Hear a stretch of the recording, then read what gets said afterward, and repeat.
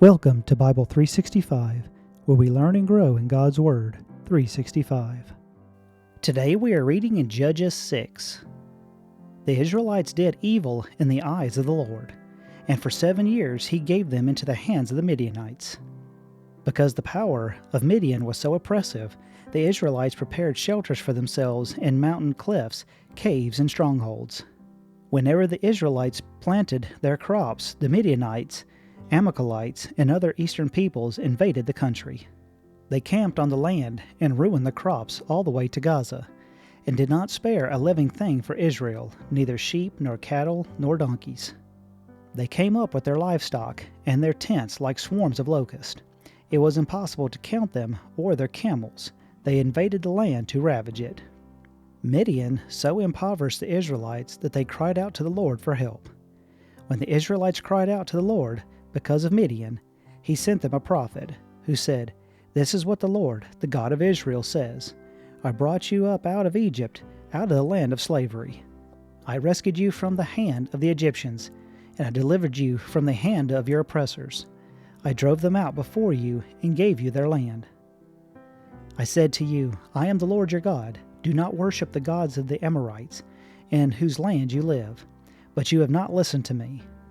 The angel of the Lord came and sat down under the oak in Ophrah that belonged to Joash the Abiezrite, where his son Gideon was threshing wheat in the winepress to keep it from the Midianites. When the angel of the Lord appeared to Gideon, he said, The Lord is with you, mighty warrior. Pardon me, my lord, Gideon replied, but if the Lord is with us, why has all this happened to us?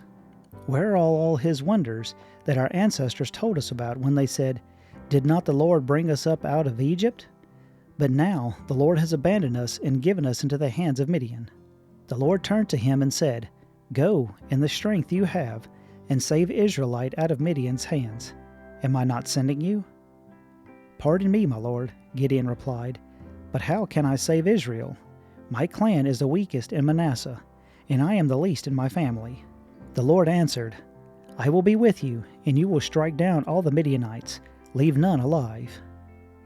Gideon replied, If now I have found favor in your eyes, give me a sign that is really you talking to me. Please do not go away until I come back and bring my offering and set it before you. And the Lord said, I will wait until you return. Gideon went inside, prepared a young goat, and from an ephah of flour he made bread without yeast, putting the meat in the basket and its broth in a pot. He brought them out and offered them to him under the oak.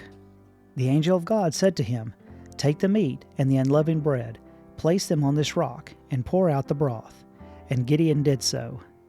Then the angel of the Lord touched the meat and the unleavened bread with the tip of his staff that was in his hand. Fire flared from the rock, consuming the meat and the bread, and the angel of the Lord disappeared. When Gideon realized that it was the angel of the Lord, he exclaimed, Alas, sovereign Lord, I have seen the angel of the Lord face to face. But the Lord said to him, Peace, do not be afraid, you are not going to die. So Gideon built an altar to the Lord there, and called it, The Lord is Peace. To this day it stands in Ophrah of the Abiezrites. That same night the Lord said to him, Take the second bull from your father's herd, the one 7 years old. Tear down your father's altar to Baal, and cut down the Asheroth poles beside it. Then build a proper kind of altar to the Lord your God on top of its height. Using the wood of the Asheroth pole that you cut down, offer the second bull as a burnt offering. So Gideon took 10 of his servants and did as the Lord told him. Because he was afraid of his family and the townspeople, he did it at night rather than in the daytime. In the morning, when the people of the town got up, there was Baal's altar demolished, with the Ashtaroth poles beside it cut down, and the second bull sacrificed on the newly built altar. They asked each other, Who did this? When they carefully investigated, they were told, Gideon, son of Joash, did it. The people of the town demanded of Joash, Bring out your son, he must die, because he has broken down Baal's altar and cut down the Ashtaroth pole beside it.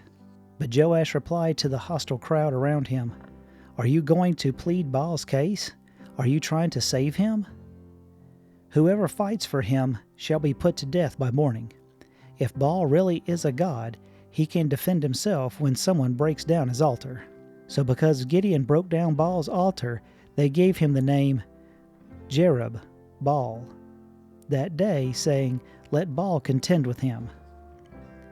Now all the Midianites, Amalekites, and other eastern people joined forces and crossed over the Jordan and camped in the valley of Jezreel. Then the Spirit of the Lord came on Gideon, and he blew a trumpet, summoning the Abiezrites to follow him. He sent messengers throughout Manasseh, calling them to arms, and also to Asher, Zebulun, and Naphtali, so they too went up to meet them. Gideon said to God, "If you will save Israel by my hand, as you have promised, look, I will place a wool fleece on the threshing floor. If there is dew only on the fleece, and all the ground is dry, then I will know that you will save Israel by my hand, as you said." And that is what happened. Gideon rose early the next day. He squeezed the fleece and wrung out the dew, a bowl full of water. Then Gideon said to God, "Do not be angry with me. Let me make just one more request. Allow me one more test with this fleece, but this time make the fleece dry and let the ground be covered with dew." That night God did so. Only the fleece was dry. All the ground was covered with dew. Thank you for listening.